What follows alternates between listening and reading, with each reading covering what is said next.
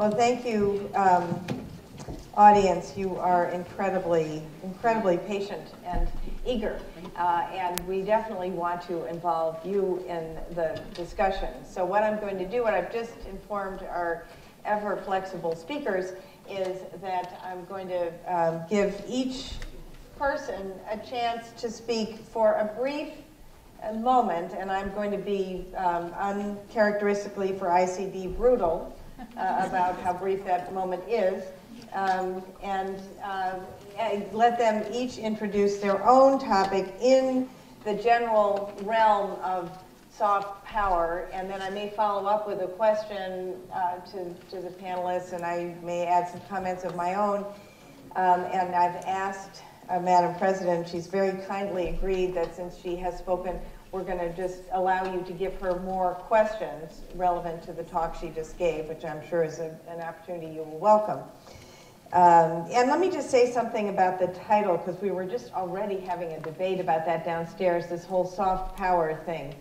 You know, on the one hand, that's kind of insulting, but on the other hand, I personally am perpetually grateful to Professor Joseph Nye from Harvard University for coining that term, because without a term that somehow fits into the foreign affairs lexicon, it's very difficult to talk about this thing of cultural diplomacy which we are all talking about. So maybe soft power sounds kind of insulting, but hard power doesn't sound so great either. And so I personally am grateful because it is, thanks to Joseph Nye, something that people talk about. Now, so without any further ado, I think I'm going to turn to my colleague on my left, Janez Kasulides, the former foreign minister of Cyprus, and I'm sure you're going to have some very interesting comments because in many respects, I think, and I am not an expert, the conflict in Cyprus is a cultural one. No. And people try, okay. No, the conflict in Cyprus is not a cultural one, simply because it was never been a division based on culture or on religion. Both sides in Cyprus are very non-religious people, let's say secular people, and I don't think that the reason of the division comes from outside Cyprus, from nationalistic origins when military agendas have been governing both in Greece and in Turkey, and nowadays external factors are much more important in the resolution of the problem rather than the two communities themselves. But having said that, what I wish to say... Can I rephrase it very quickly? See if you, and if you don't want to talk about this, that's okay. Given that case, is it then possible that if the focus was more on cultural issues than on the externally imposed political issues, it might be easier to solve? Or is that equally untrue? Yes and no. First of all, there is a very satisfactory movement of NGOs regarding contacts, peace projects. It's up to a very satisfactory level, what is going on within the island of Cyprus. I think, if you want me to be cynical, if Turkey has decided that the time is about to resolve the problem can be resolved. The negotiations are advancing, and are advancing slowly, but in a very good pace. So I don't think that what is missing in this. Can I say something more general regarding soft power? Because we have been talking today about development, and there has been statistics around the world that the more the poverty, let's see a curve where people living in a standard of living below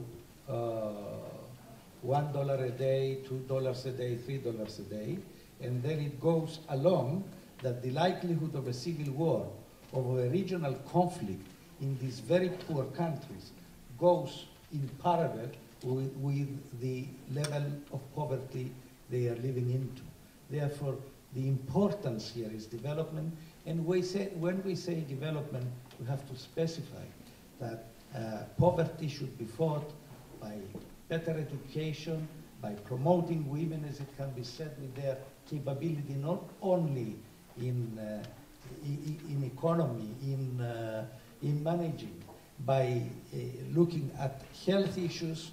And I think that this is the way of soft power that can prevent conflicts or can work on reconciliation in the future. It has been proven in the efforts that are done, for instance, in Afghanistan, where reconstruction, where building schools, where trying to bring people out of poverty is the hope about the future, and that's where we should concentrate our efforts.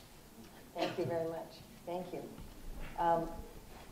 Lord McConnell, you would like, I believe you said to me that you would like to speak about some of your experiences working in Africa, particularly the DRC, but if you'd like to speak about other countries, that would be good too. Okay, I'll try and synthesize what I had planned to say down to a few minutes, and hopefully that will provoke some debate. Partly in response to what has just been said, one of our greatest Scottish writers, Robert Louis Stevenson, said that you should not judge each day by the harvest you reap, but by the seeds that you sow. And I think in many ways that should be our mantra. It seems to me ridiculous, however necessary each individual decision may have seemed at the time, that in the world today we have over 100,000 peacekeeping troops under the banner of the United Nations alone. There are others under other banners. I think it's 16 different missions across 4 continents, some of which have been in place for decades. Some in obvious places, some in perhaps less obvious places. At the same time as we have in the United Nations an institution, the Peacebuilding Commission, and an office, the Peacebuilding Support Office, that is a few years old, but has had a fairly timid presence in 4 very small African countries by comparison. And I think what we most need, if we're going to make a decisive shift in dealing with the problem of post-conflict recovery and stabilisation, is a shift away from the resources, a steady shift away from the level of resources that we commit to the rather easier option of peacekeeping towards the more difficult long-term option of peace building. And that would be my main theme. There's been a lot of discussion this year at the United Nations based on the experience of not just several African countries, but also experiences in the Balkans, experiences in Central America, experiences in Southeast Asia and elsewhere. In almost every single case, peace-building missions internationally initiated are too slow, they are poorly resourced, they are badly led, and they are poorly coordinated.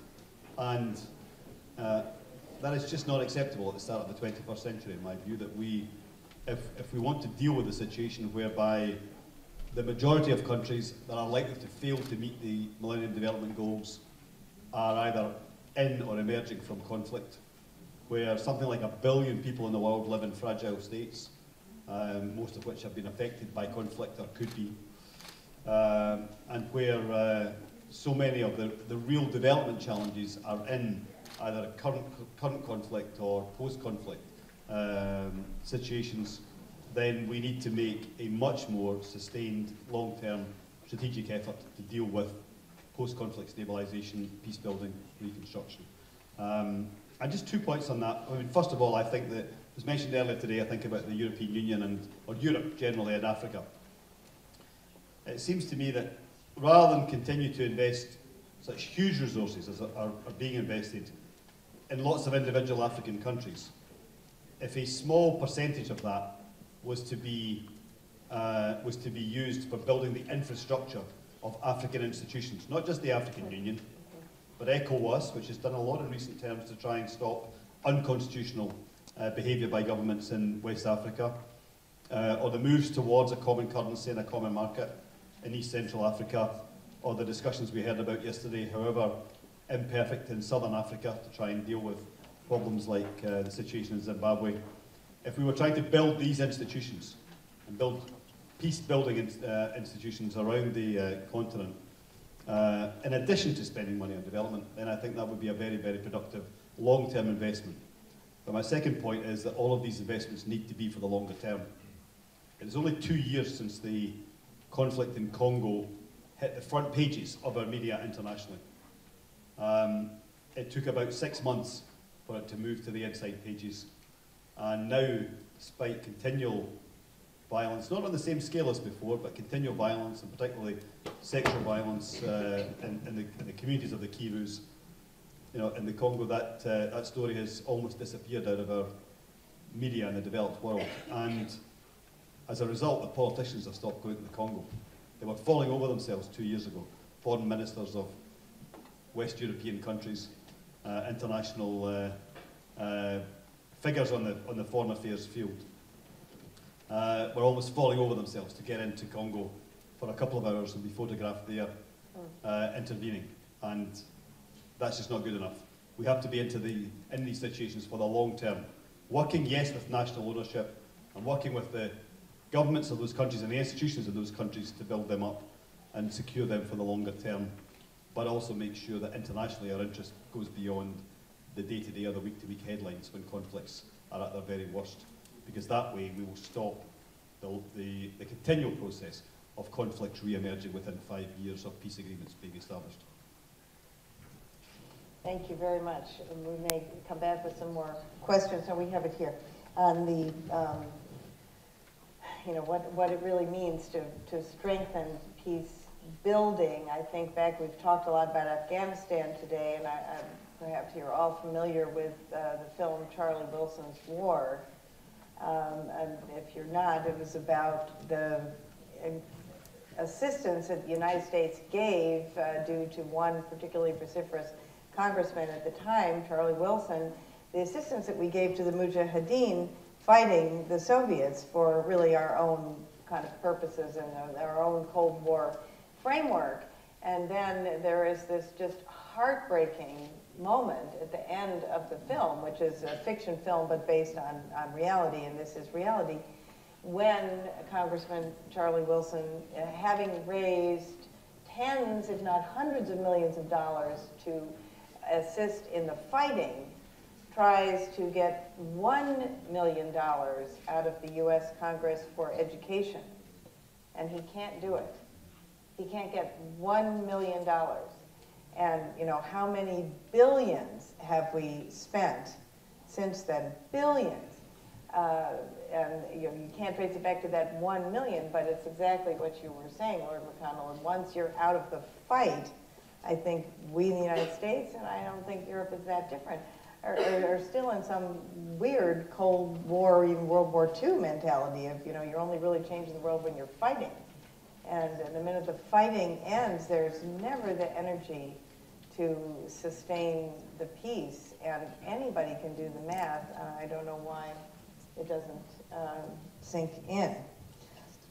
We'll now turn to my colleague on my right, Janez Jansa, the former Foreign Minister of Slovenia. Prime Minister, I beg your pardon. Prime Minister, there's so many former world leaders here, I beg your pardon. The former Prime Minister of Slovenia. And I believe you would like to talk about the larger multilateral instruments of peace building and peacemaking.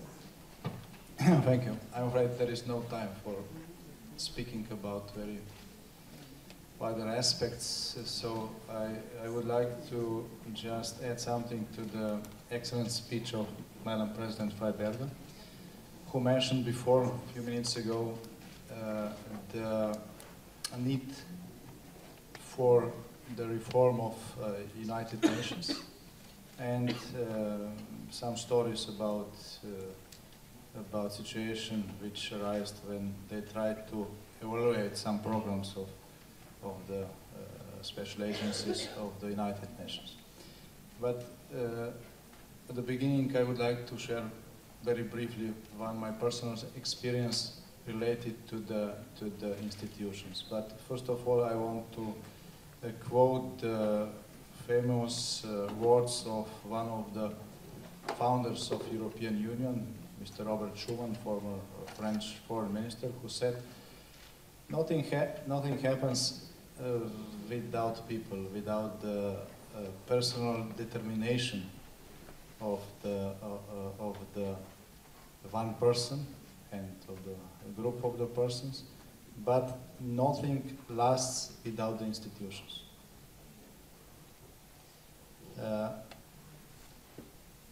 The topics, the program of this conference is full of very interesting discussions. We are discussing one of the most serious world problems. There are many similar conferences, maybe not so well organized, but there are many similar conferences around the world speaking about the same issues, about some problems. If you visit the World Web, you can find thousands of websites speaking about those atrocities in Eastern Congo, in Darfur, and also about some events which happened decades or centuries ago. So there is discussion, there is awareness about those problems, which is becoming more and more present in the more or less Western part of civilization. But if we look at the problems themselves, we see that the changes or the influence of all of those discussions are so-so. So this is where we need institutions. We have to transfer this energy, this knowledge, this awareness, new awareness, especially of the young generations about these problems, into effectiveness. And this is where the institutions comes on the agenda. 1991, Slovenia became independent country. This was so-called successful case for the European Union at that time. Without the involvement of United Nations, European Troika, composed by 3 foreign ministers, helped to solve first serious armed conflict in former Yugoslavia. And we were out of this chaos which started at the Balkans. But there were atrocities in neighboring Croatia. It was very easy to predict that next step will be Bosnia. United Nations reacted with the resolution which created the basis to send Blue Helmets, peacekeeping forces, to Croatia. And at the beginning of 1992, they sent those troops to Croatia, and they established the headquarters of those troops in Sarajevo, in Bosnia. The delegation from United Nations came also to Slovenia. We had discussions. They wanted to know our experiences and so on. I was at that time defense minister. And we told them, this was very high delegation led by very famous politician, I won't tell his name, but he is one of the European countries. We wanted to tell them that it's time to send peacekeeping or conflict preventing troops to Bosnia. Bosnia. In Croatia there was stalemate at the time. Croatians defended themselves. It was ceasefire then. Okay, peacekeeping troops were needed, but they were not in the position to do something. But in Bosnia, with 10,000 soldiers coming then to prevent the war, there would be no Srebrenica will be no 10,000s of victims. There will be no close to 1 million refugees, and so on. And I told the chief of the delegation from United Nations, look, do this, please. There will be help from all sides. Propose a resolution, send those troops. You can send them also according to the existing resolution. It was quite wide. Also to Bosnia. And the chief of this mission told me, look, this is not the way United Nations works. First there has to be war, then negotiations, then we adopt the resolution, and then blue helmets came. And exactly what happened. And from the short distance, we were desperately watched what happened in Moscow. In 92, 93, 94, 95. Srebrenica happened in July 95. Without any serious tries to prevent those conflicts. So I'm a little bit long. I think that we desperately need reforms of existing institutions, which would be able to prevent conflicts. And we also need new institutions on regional levels. But this is another stuff. Thanks. Thank you very much.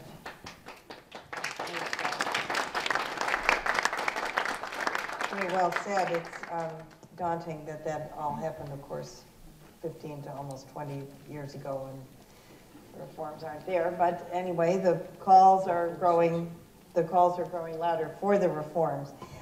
I will take just about 5 minutes, no more, to talk a bit about actual culture and my view of how this can play a role in conflict prevention and also in post-conflict situations. I just recently was in Afghanistan, and what I heard more than anything else was the following comments. This is good that this is being done now. It should have been done 9 years ago. And this was about largely civilian efforts, often cultural efforts, building up of the independent media sector, the establishment of a music academy, the rebuilding of the museum, all of these efforts now taking place. And I will say that unfortunately I think that in the United States is solidly behind all of these important initiatives, but it's coming 9 years too late. And just to give it a little historical perspective that will have a lot of meaning, I think, in Germany, this was not always the case. In World War II, cultural concerns actually reached the highest level. The president and his closest advisors, and I was going to give a talk, I have it on the slide, I don't have it memorized, but there is a wonderful statement from President Roosevelt about anticipating the bombing and the invasion of Italy. And he says, this country has all of our heritage, and we have to take this seriously, and we have to preserve everything we can. The contrast between that statement, which was much more eloquent than my paraphrase, and the approach, unfortunately, of Secretary Rumsfeld into Iraq of, you know, who says they have that many vases, you know, who cares about a vase, when it was actually the vase that is like the vase of Barca, the founding vase of civilization, the first narrative stories in history. And what was so missing is this sense of not only is that cultural history critical for that country of Iraq, but it is, of course, the history of mankind. And there was just an absence of any awareness of this. And yet, then the expectation was we could allow the priceless history of this country to be trashed and looted and you know, irreparably damaged, and then expect the people of that country to trust the incoming people from the United States and to have confidence in us. Now, another absolutely critical element was the fact that even 10 years later, there's no electricity, and that, you know, seriously erodes confidence and trust as well. But the interesting thing, if you look at the reverse, extremists always understand the value of culture. Look what was the most noticeable act of the Taliban when they were in power, the bombing of the Buddhas. They know to go for culture right away. Strangely, the reverse doesn't seem to be true. When I was in Afghanistan, I went through the Museum of Kabul, the newly restored Museum of Kabul, which has been literally raised from rubble. And I had a wonderful translator with me, a young Afghani who's now working for Tolo TV. I was really depressed going through the museum because I know something of what the collection was and how much is lost. I thought it was a really depressing experience. Instead, Skakib said to me, and I asked him as I took him on a bunch of cultural excursions while we were together there, and I said, what was your favorite thing? He said, the museum. And he got a little annoyed at me and said, we only spent about an hour there. We should have stayed longer. I'm going back. I'm going to spend the day. I never knew that Afghanistan had a Buddhist past. And I never knew that Afghanistan had that many old objects in its possession. And what we saw was about 1,000 what actually was in that museum. But think about how important that is for a multi-ethnic society to have a sense of what it means to get along with everyone, to understand this fundamental truth that he used to be Buddhist. This was a revelation to him.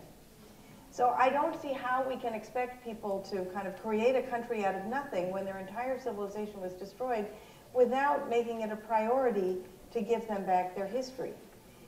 To bring it forward, and just to conclude, there are also contemporary things that are really important. So there is now the first National Academy of Music in Afghanistan, which I'm happy to say is supported significantly by the German government. Not only, and in that school, half of the student body are street children, people who literally are taken off the streets, who are playing music on the streets to support their family. On the streets, they earn 50 cents a day. They earn $1 a day for going to school. So they're going to school and they're the breadwinners. They're reviving the traditional Afghani music and instruments, also learning classical music, also learning jazz, also learning rock. And hopefully these people, and getting a full education. So they're bringing the tradition of Afghan music, which was of course killed by the Taliban, to life again. Another, I will conclude with this, another important element in that, I think, believe it or not, is the American Idol spin-off program, Afghan Star, which is on the American Idol model, which I know you have it in Germany too, it exists all over the world. But think of what that is. What it is a merit-based competition open to everyone.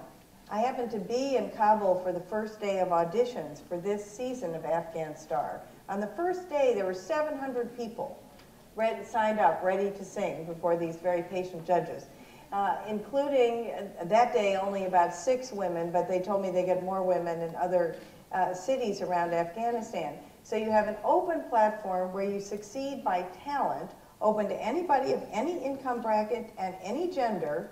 There's not very many things in a tribal society for which that is true. People vote on the winner, and the person who's judged to be the best singer wins, and it's not always the same ethnic group, unlike the voting that was talked about in rock. It's a different ethnic group every year.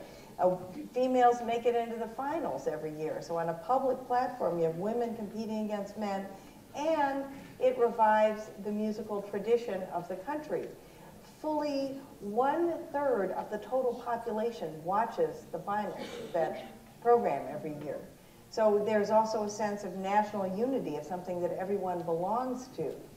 So I think, sometimes we underestimate the importance of these shared cultural experiences in peace building and nation building. So I just wanted to draw attention to that. So we've had poverty as a cause of conflict. We've had discussion of the gender issues, rape as a weapon. We've had discussion of the failure of the international community to respond, the failure of the international community to support institution buildings in, for example, Africa. So what do you all have questions about or comments that you'd like to make?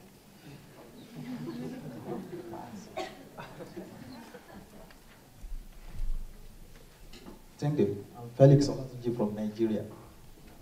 I don't know why UN, EU, and other Western powers will wait till crises in Africa degenerate into wars before they begin to act. Now, you see, in the 90s, like Rwanda, Burundi crisis, the Western world, like US, UK, they did nothing because there was no interest of UK or US in Rwanda or Burundi.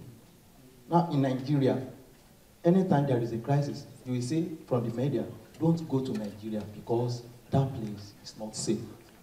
That is all we hear in the media, from UK, from US.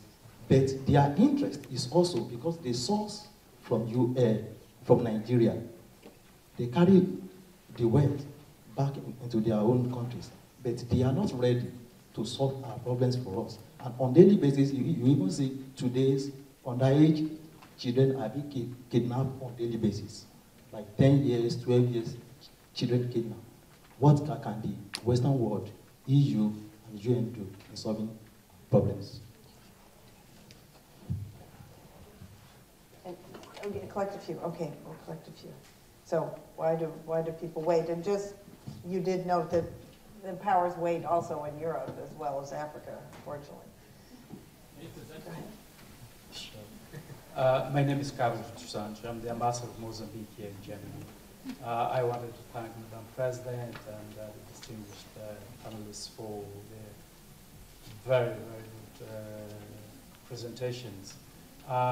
Just one question and one observation, and the question is to Madam President. I just wanted to ask you, Madam President, to elaborate a little bit more on this issue of the reform of the United Nations system and the blocking that you mentioned from 130 countries of the UN on a process that seemed to be a good one for the organization, but it was being blocked because it was being proposed by the EU.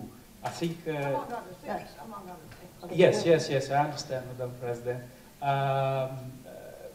My request is just to make sure that we understand that the processes at the UN are negotiated on, and some blocking of resolutions have to do more with the language than with the content. And that's why I would like a bit more detail on that. And 130 countries is the majority, and many of those would be benefiting from a reform of the system. The second one was just an observation to support what Lord McConnell said about peace building. I think there's a lot to be done in peace building to prevent conflict, a lot to be done to prevent recurrence of conflict. And I think the Peace Building Commission should be given more resources, should be known better, not only to the people working in this area of peace building, but to all governments, because I think there's a lot of good in it that is not being done, and many governments don't really know what the Peace Building Commission is and what it's supposed to do, and that would be very helpful. Thank you. Why don't we take one or two questions from the back, and then we'll take another round of questions. I'm going to ask you, just so we can accommodate the largest number of people, just to ask, if you wouldn't mind, just a question, please. I'm asking about post-conflict recovery.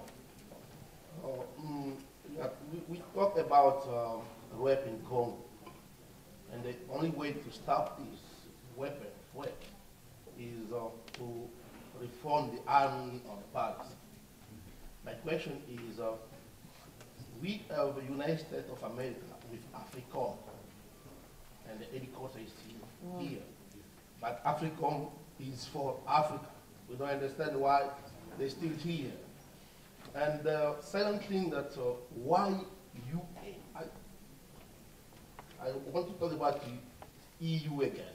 Why EU, member of NATO, cannot, with United States, Africa, together, see how they can put a strategy to reform, to rebuild those African arms. Instead of going there, Belgium going, France going, for example, Congo, you have been in Congo, France, United States, every country is going individual, rebuilding an army, a part of army. That has been done with Mobutu, and we know the result of that.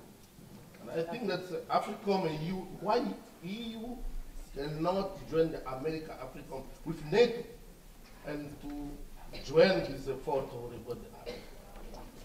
Thank you. Well, so maybe we'll start with those. First, why do the great powers wait? I think you wanted to talk about that. Then we have an elaboration on UN reform, and Lord McConnell, I think for you on the coordination, and absolutely.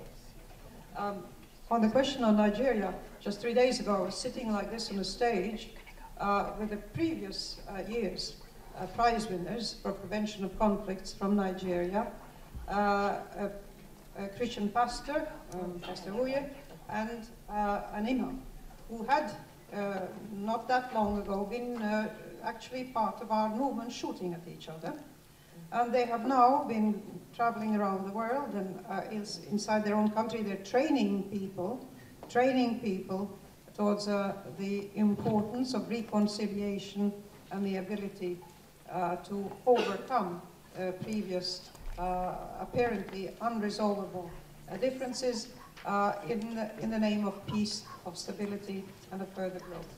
But in your country, one of the problems is about the distribution and the fair use of resources, and this is a question of governance where the fair use of resources and its redistribution is made in the country.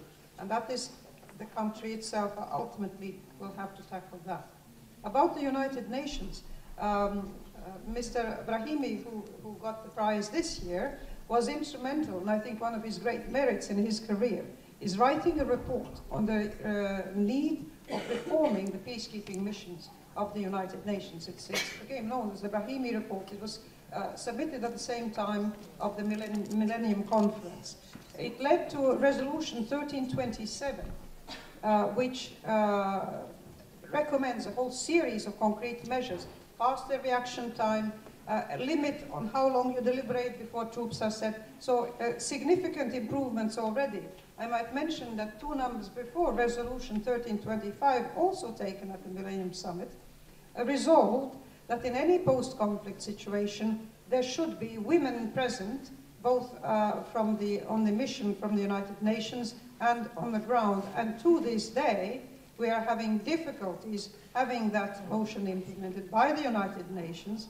We are having difficulties to have countries sign up to that motion in terms of action plans in their own country. I recently went to Colombia to encourage both non-governmental bodies to continue pushing for it, women's groups who don't talk to each other for ideological reasons, the government and so on, to implement an action plan for Colombia to implement 1325. It certainly would be important, as in Uganda, about women who are dispossessed after conflict. I tried to persuade, and everybody promised me that they would pass a law giving the right to property to women in Uganda. They swore that they would pass it in the next month at the next parliament sitting. That was 2 years ago. I don't think they've done it yet, you see. Blame is never a good word to use in these situations, but where the focus of attention should be. You know, I like coming to these events because I think the people who are attending these events have got a chance to influence the way the world's foreign and international relations develops over the next decade or two. And you know, I think if you are, all of you, thinking about that, you know, yes, there is a need to change the attitudes of what might be best described as the Western powers. And yes, that is certainly true. But it's also the case that if we're going to have effective UN peacebuilding in particular, then we also need to change attitudes in those countries that have always been suspicious, partly from Cold War days, of those Western powers. You know, the reason the UN didn't intervene in Rwanda was partly because of American reluctance, and Western European reluctance, Western European interests, actually, rather than American interests. But it was also because Russia and China don't want the UN to intervene in these situations. And it was also because, you know, there are a number of non-aligned countries throughout the world who don't like UN intervention. They don't like international intervention in sovereign states, even when sovereign states are going bad. So, you know, we need to change attitudes on both sides here. We need to change attitudes to non-intervention, as long as that intervention is dealt with properly.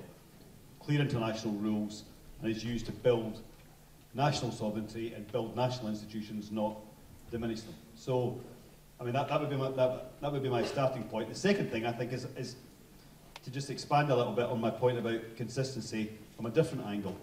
I was in Liberia about 15 months ago when a new Minister for Justice had just been appointed. And she had, one of her main concerns, and I could really understand it, was that she had a police force. The whole idea in Liberia was to try and strengthen the international institutions, trying to strengthen the rule of law, the security sector, on which you can then build services and an economy, and try and secure proper governance and democracy for the future. The police had been trained in, I think it was in 3 years, by 8 different national police training programs. So some of the police force in Liberia had been trained by Ukrainian trainers, some had been trained by American trainers, some had been trained, I think, by Finnish trainers, some had been trained by French trainers, some had been trained by Chinese trainers. I mean, it was incredible. Some had been trained in armed policing, some had been trained in police methods that don't involve being armed at all in those countries where the police force is not armed. Some have been trained by trainers who came from police forces that were all administered locally in countries where that's the case. Some have been trained by countries that had run national police forces. And the police themselves were confused. The Ministry of Justice was trying to deal with different police units that had been trained in completely different methods. There was the international community and the new Liberian government hadn't sat down and set out the standards, the code of conduct, and the nature of training required for the police force, and then brought in the international community to conduct the training. And it's that kind of basic organisation that we wouldn't tolerate in our own countries. So why do we tolerate it in the poorest countries of the world? And that's, I mean, I think we need a consistency here, an approach that understands, you know, the need that what you do now has implications a decade from now or 2 decades from now. So when we're building institutions, now whether it's in the army or the security service or whatever, it needs to be done in a way that understands the country involved, has them fully involved from the very beginning, and allows them to build capacity, but uses the international community as a resource to make that happen. Thank you. And so why don't we take one more round of questions, and then I think I'll let Mark release us. But why don't we take, if you can really quickly just ask a question, then we can accommodate everyone. So I may become rude and interrupt you if you're not doing that. I have a very brief question. We have 2 successes of conflict prevention. The Valadur plan with regard to the Hungarian minority, and the initiative of former Dutch foreign minister on the Russian minority in the Baltic states. The carrot was EU membership. My question is, how could the war in ex-Yugoslavia have been prevented by a forward-looking carrot in 1990 with regard to EU membership of ex-Yugoslavia? We will have probably all 6 post-Yugoslav countries within this next decade as members of the European Union. So what lessons can we draw from successes and failures with regard to the future to integrate the ex-Yugoslav states in the European Union? Thank you. Thank you. Okay, lessons from the Yugoslav conflict. You got to move the microphone. Hello, my name is Nicoleta Vasilkovsky, and we spoke a lot about New World Order in the international relations, a lot of period of time we spoke about that. We spoke, and Drew Current offered, they speak about the new economy. I want to ask you, if it's not the time after the financial crisis of 2008 to speak about the new globalization. And if we will speak about the new globalization, which do you think that will be the new actors? Thank you. Who will be the new, what countries will be the new actors in the new? Of the new globalization. Thank you.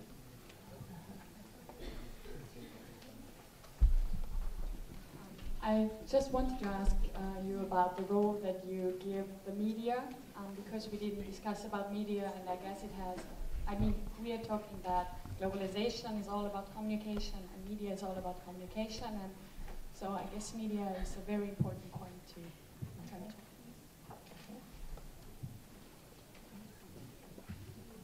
Dr. Vasilidis suggested that poverty is the cause of civil war. I would just like to ask whether it's vertical inequalities or poverty.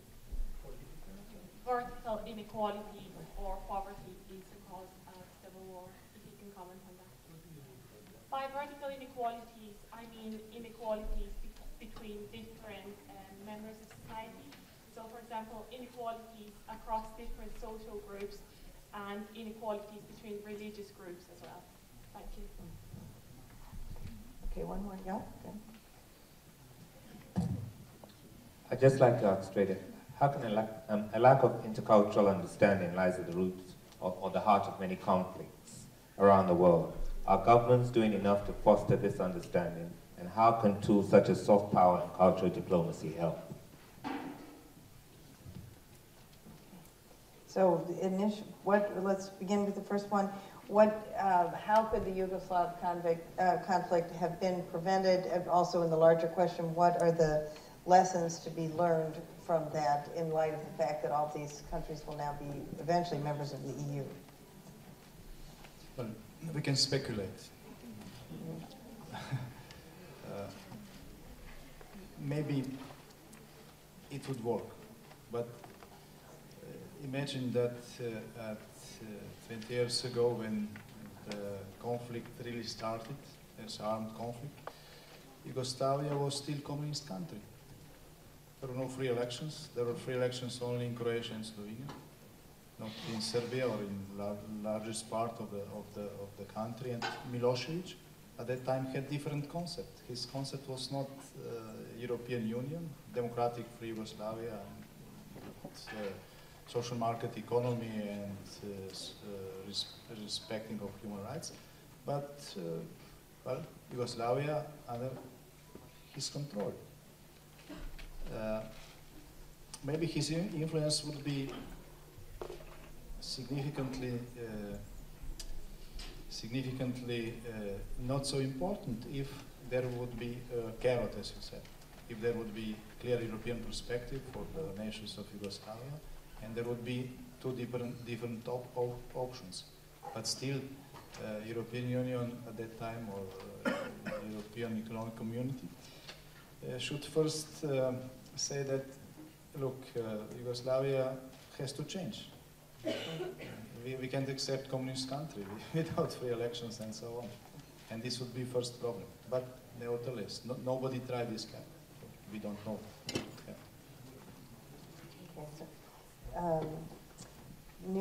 in the new globalization, the new globalized world, what countries will be the key actors?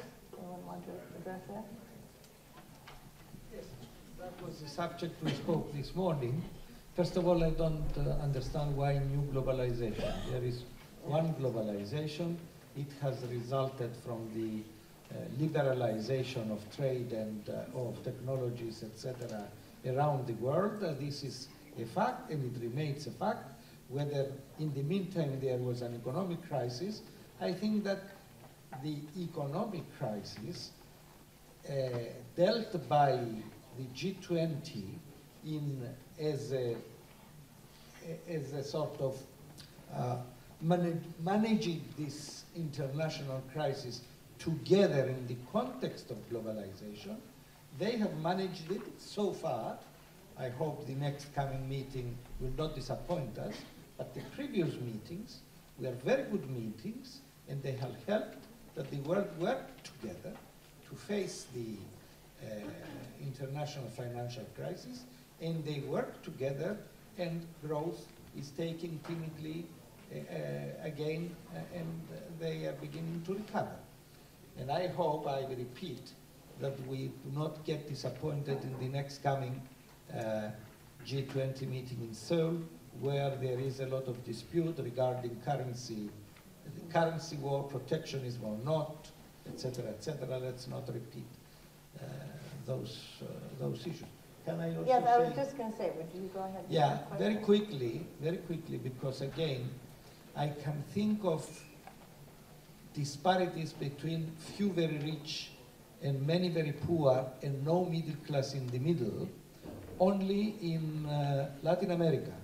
And there, the reaction to this is not by conflicts, but the previous decade was by dictatorships and coup d'etats, and in the present decades, it's Chavez and the likes. That's how I think that is the responses. But where the economy creates a middle class, as it has been done in Brazil, as is done in Mexico, etc., I think that this problem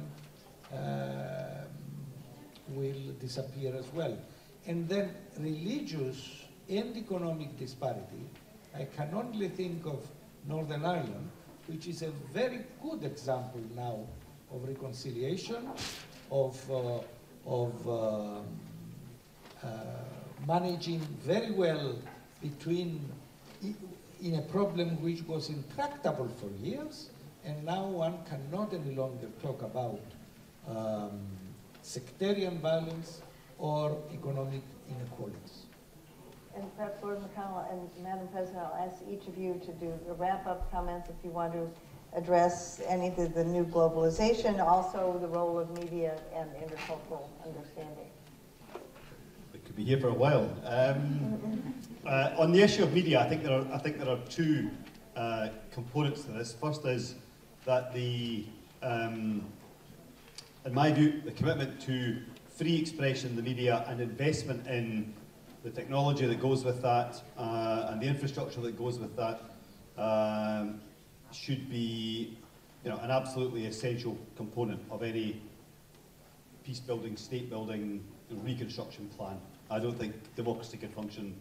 I don't think that peace building, state building operates without democracy, and I don't think democracy operates without a free and transparent media. And I think that's I think that should be fundamental. And where there are problems in individual countries, it tends to be because that has not been built into the commitments that are given at the very beginning. But I also think there's another side to this, which is about communication. And I think if we are asking developing countries that are coming out of conflict, particularly small countries without very little government infrastructure, to retain the confidence of their people and avoid the circumstances occurring where, because of the speed at which development can work sometimes, then those governments need to be able to communicate effectively, and I think maybe the international missions as well, communicate effectively with the people. And I think sometimes, certainly I've seen examples where governments that are actually doing quite a good job in difficult circumstances are trying to move in the right direction, or international missions that are trying to move in the right direction are not communicating with the people, so frustrations are building up, and understandably, because people are living in difficult circumstances. Do you So I think about the United States? problem experienced by President Obama at this very moment. But yeah, in smaller countries and with smaller economies, yeah, the same problem occurs. So I think both government communications and free media are both essential components. On the general issue of the new world order, or the impact of the financial crisis, can I say first of all that I regard that, despite my critical comments last night and today about the current performance of the European Union, one of the reasons that the European Union is a force for good is precisely because of the attraction it holds for countries that are not yet in it.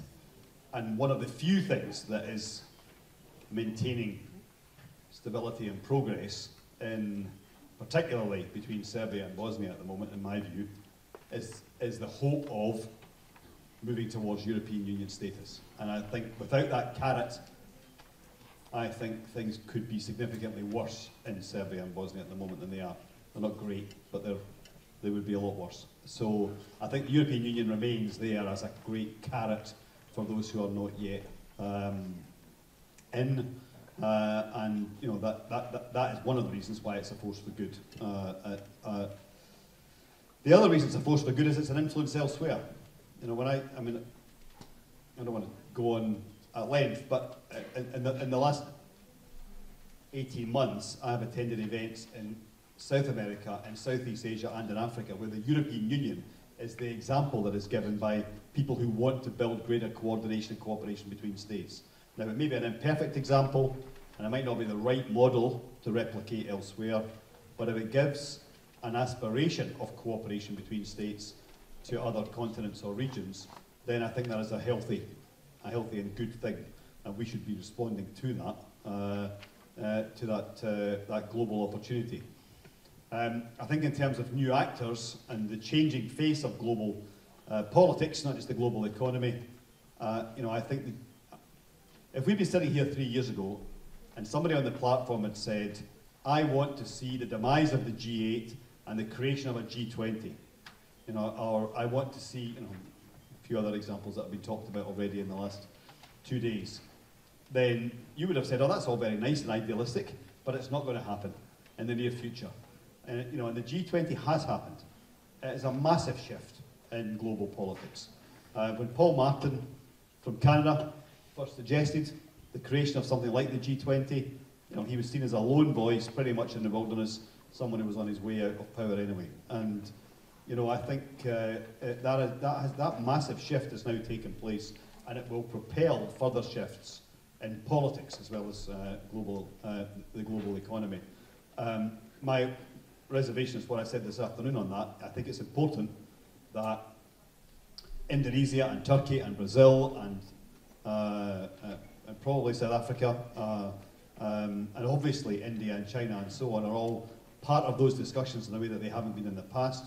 But it's also important that their neighbourhoods are part of that as well, and we don't just create a whole bundle of new Americas, Russias, Britons and Frances. You know, that we actually have wider neighbourhood work going on here where those big economies can support the neighbourhood, but the neighbourhood can influence their voice at the top table.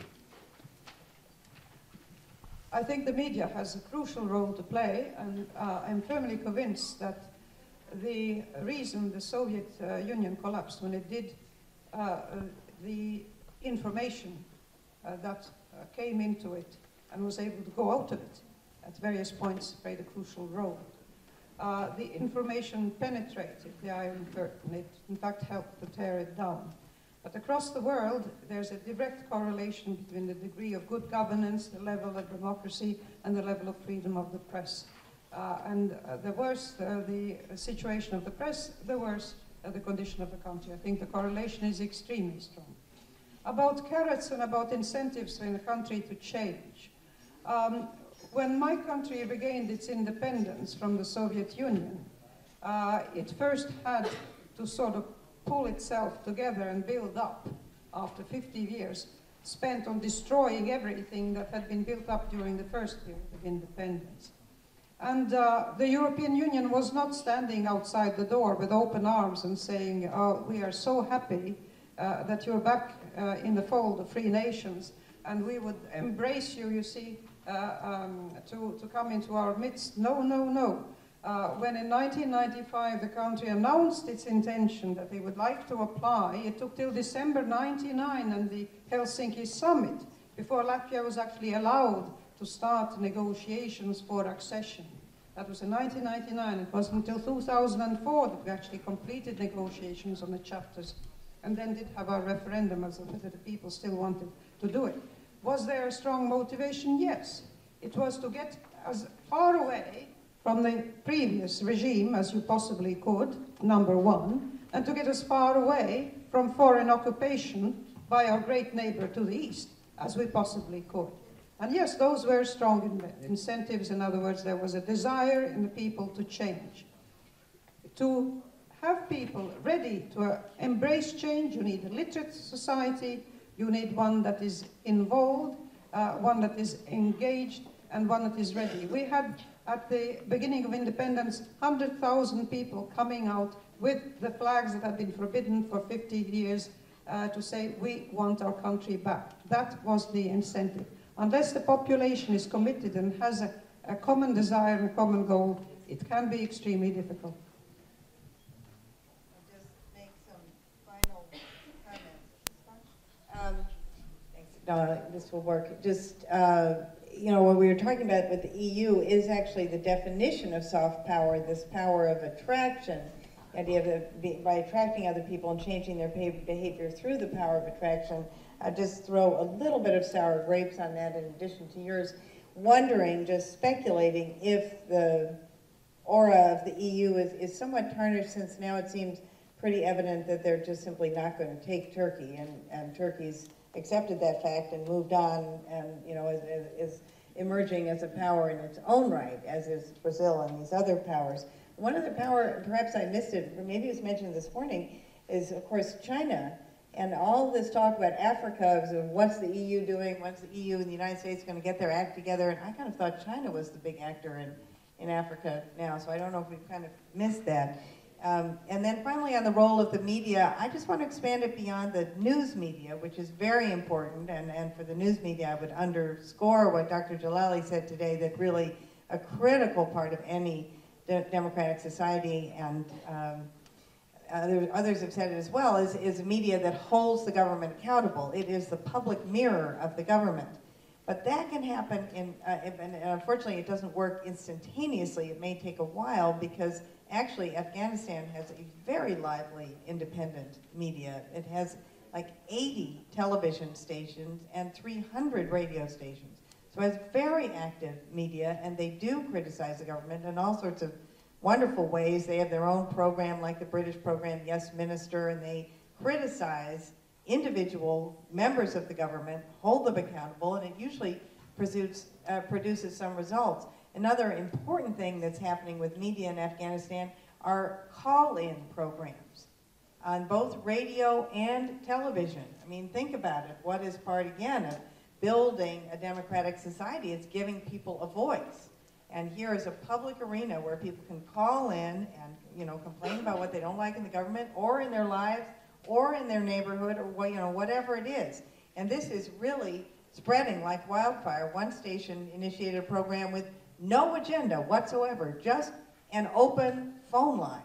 And they got all sorts of crazy calls in the beginning, but then people really began sort of talking, articulating what they wanted to see in their country. So there are lots of ways in which media can play a significant role. And I'll just end with a kind of surprising statistic, but nonetheless true, that an MIT study on poverty found that the single factor in their study in India that changed the level of poverty in rural villages was the introduction of television into that village. And the reason was that on the television, what people saw, and as you see from Afghan Star, one television per village, you know, can work. You know, you're not talking about one per family.